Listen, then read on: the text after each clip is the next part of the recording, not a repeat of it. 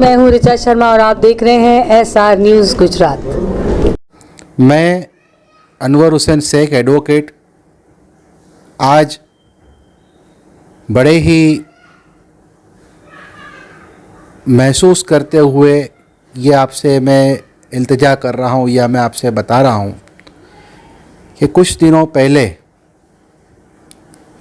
धारासभ्य गयासुद्दीन शेख साहब ने कुछ उलूल जुलूल हम पर बेबुनियाद तोहमतें लगाई थी।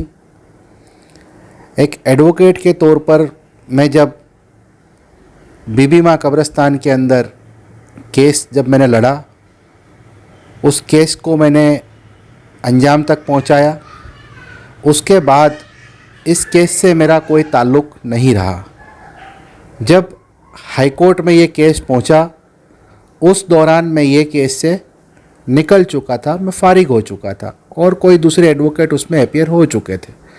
मेरा इस केस से कोई न लेना था न देना था, लेकिन फिर भी एक पॉलिटिकल रंग देते हुए एमएलए ने अपने कुकर्मों को बचाने के लिए, अपनी गलतियों को छुपाने के लिए सारा रंग एक पॉलिटिसाइज कर दिया, उसको राजकीय रंग दे दिया।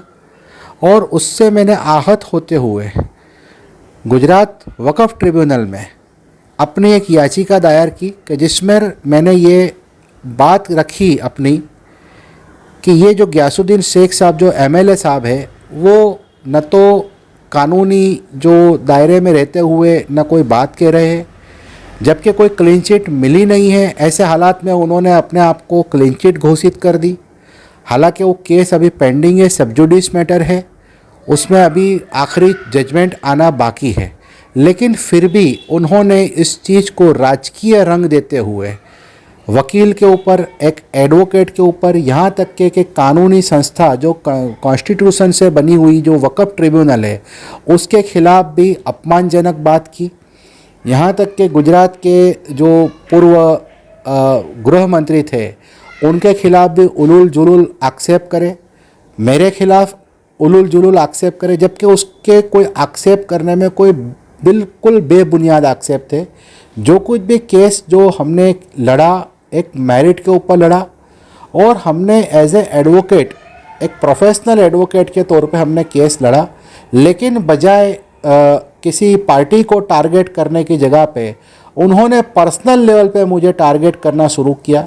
और इस चीज़ को आहत होते हुए मैंने अहमदाबाद की क्राइम ब्रांच के अंदर मैंने एक रिपोर्ट फाइल कराई, जिसके तहत उनको समन भी किया जा चुका है और उनको बुलाया भी जा चुका है और वो अपना जवाब लिखाने से बच रहे हैं। आज भी वो दूर दूर जा रहे हैं, पुलिस के फ़ोन आते हैं, पुलिस की बात होती है, लेकिन वो पुलिस से बात नहीं करते। इसी तरह से जब मैंने वक़फ़ ट्रिब्यूनल के अंदर ये अवमानना की, जब मैंने गुहार लगाई, तो उनके खिलाफ़ नोटिस आया हुई थी जो 26 तारीख तक थी।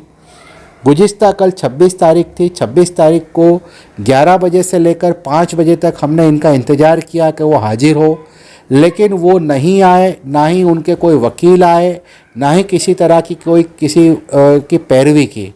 अब ये जो मामला जो है, ये इनको अगर मीडिया में पब्लिसिटी लेना है या मीडिया के अंदर राजकीय रंग देना है या उनको धार्मिक रंग देना है, तो उनको आके ट्रिब्यूनल के सामने ये बात क्लियर करना चाहिए कि ये मामला है क्या।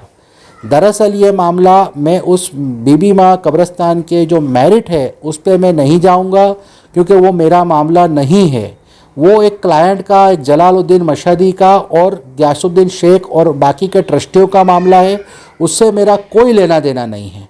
मैं एक एडवोकेट के तौर पे अपीयर हुआ था और उसके अंदर मैंने सारी चीज़ें, उसको मैंने डिटेल से सारा मैंने केस को लड़ा और केस को जीत कर वो क्लाइंट को मैंने दे दिया। उसके बाद से मेरा कोई उसके साथ में ताल्लुक़ नहीं था।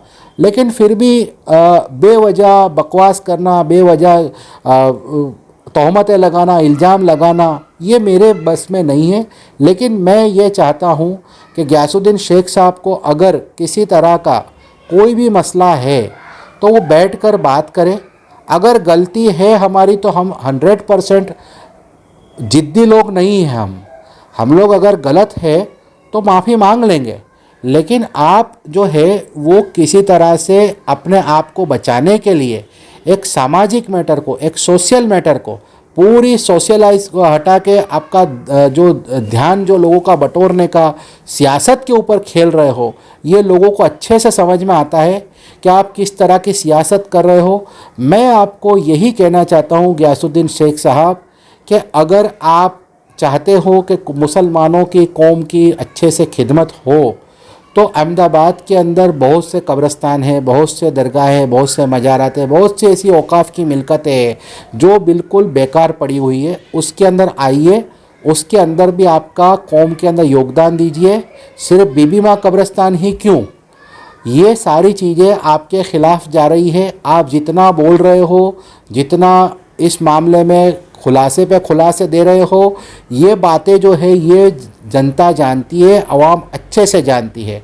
और हम आपसे यही इल्तिजा करते हैं कि आप आइए, बैठिए हमारे सामने आके। आप, हम कल भी कह रहे थे, हम आज भी बोल रहे हैं कि आप आके इसका बैठ के खुलासा कीजिए कि ये मामला क्या है। ये ज़मीन का मामला है, ये ट्रस्ट का मामला है। कौम को कंफ्यूज मत कीजिए, सारे मामले एक दूसरे से जुड़े हुए हैं। आपने खुद ने हाई कोर्ट में जो पिटीशन लगा रखी है उसमें भी ज़मीन के मामले के अंदर आपकी पिटीशन है, आपकी ट्रस्ट के मामले की पिटीशन है, सारी पिटीशनें आपकी लगा रखी है। और ये कौम को गुमराह करने की जो नीति है, आप गलत नीति अपना रहे हो, इसको बंद कीजिए। नमस्कार, मैं हूं रवि दुबे और आप देख रहे हैं SR news Gujarat. Like, subscribe and share. अगर आपको हमारी बताई गई खबरें अच्छी लगे तो उसे लाइक करें, शेयर करें और सब्सक्राइब करें।